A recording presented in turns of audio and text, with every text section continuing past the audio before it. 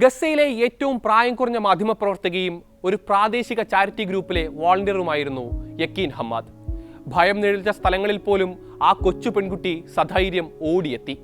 നിരാലംബർക്ക് പ്രത്യാശയുടെ കിരണമായി. Gaza മുനമ്പിലെ ഉപരോധത്തിനിടെയും Instagram വീഡിയോകളിലൂടെ ലോകത്തിനു മുന്നിൽ അവൾ ഗസൻ ജനതയുടെ ശബ്ദമെത്തിച്ചു. ഒടുവിൽ ആ ശബ്ദത്തെയും സയനിസ്റ്റ് ഭരണകൂടം ഇല്ലാതാക്കിയിരിക്കുന്നു. ദേർ അൽ ബലാഹിൽ നടന്ന ഇസ്രായേൽ വ്യോമാക്രമണത്തിലാണ് യക്കീൻ ഹമ്മാദ് കൊല്ലപ്പെട്ടത്. ഇൻഡെപ്തിന്റെ മറ്റൊരു എപ്പിസോഡിലേക്ക് സ്വാഗതം.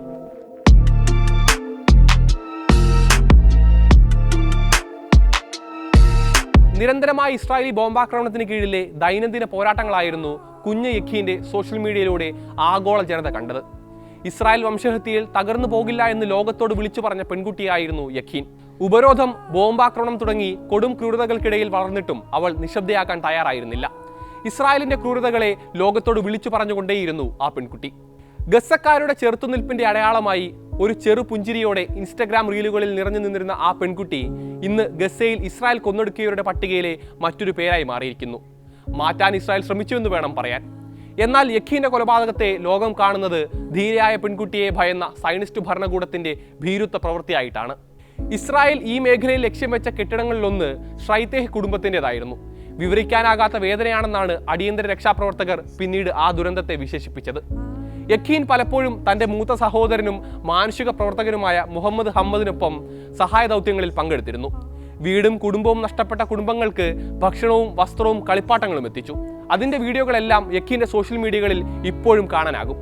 യക്കീന്റെ മരണത്തിൽ ആഗോളതലത്തിൽ ആക്ടിവിസ്റ്റുകളും മാധ്യമപ്രവർത്തകരുമടക്കം നിരവധി പേരാണ് അനുശോചനം രേഖപ്പെടുത്തിയത്. ഗസയുടെ ഏറ്റവും ഇരുണ്ട കാലത്തെ പ്രകാശമായിരുന്ന ഒരു കുഞ്ഞുകൂടി നഷ്ടമായിരിക്കുന്നുവെന്നായിരുന്നു സമൂഹ മാധ്യമങ്ങളിലെ കുറിപ്പുകളിലൊന്ന്.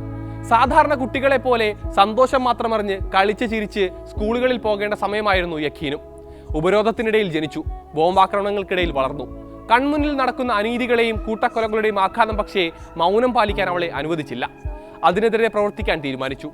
അവശിഷ്ടങ്ങൾക്കിടയിൽ നിറഞ്ഞ പുഞ്ചിരിയുമായി നിന്ന യക്കീന്റെ രൂപവും അവളുടെ പ്രഭാവവും ഇനിയും നീണ്ട നാൾ നിലനിൽക്കുക തന്നെ ചെയ്യുമെന്നാണ് ഒരേ സ്വരത്തിൽ ലോകം പറയുന്നത്. ഒക്ടോബർ 7 മുതൽ ഗസയിൽ തുടർന്ന വംശഹത്യയിൽ ഇസ്രായേലിന്റെ പ്രധാന ലക്ഷ്യമാണ് മാധ്യമപ്രവർത്തകർ. ഗസയിൽ നിന്നുള്ള ശബ്ദങ്ങൾ നിശബ്ദമാക്കാനും സത്യം മൂടിവെക്കാനും സിവിലിയന്മാർക്കെതിരായ കുറ്റകൃത്യങ്ങൾ മറച്ചുവെക്കാനും മാധ്യമപ്രവർത്തകരെ ലക്ഷ്യം വെച്ചുള്ള ബോധപൂർവമായ നയം പിന്തുടർന്നു വരികയാണവർ. മെയ് 7 ഗവൺമെന്റ് മീഡിയ ഓഫീസിൽ നിന്നുള്ള ഡാറ്റ പ്രകാരം 213 മാധ്യമപ്രവർത്തകരാണ് ഇസ്രായേൽ ആക്രമണത്തിൽ കൊല്ലപ്പെട്ടത്. പ്രൊഫഷണൽ മാധ്യമപ്രവർത്തകർക്ക് പുറമെ ഗസയിലെ അവസ്ഥ വിളിച്ചു പറയുന്ന ഓരോരുത്തരെയും ഇസ്രായേലി സൈന്യം ലക്ഷ്യം വെച്ചിരുന്നു.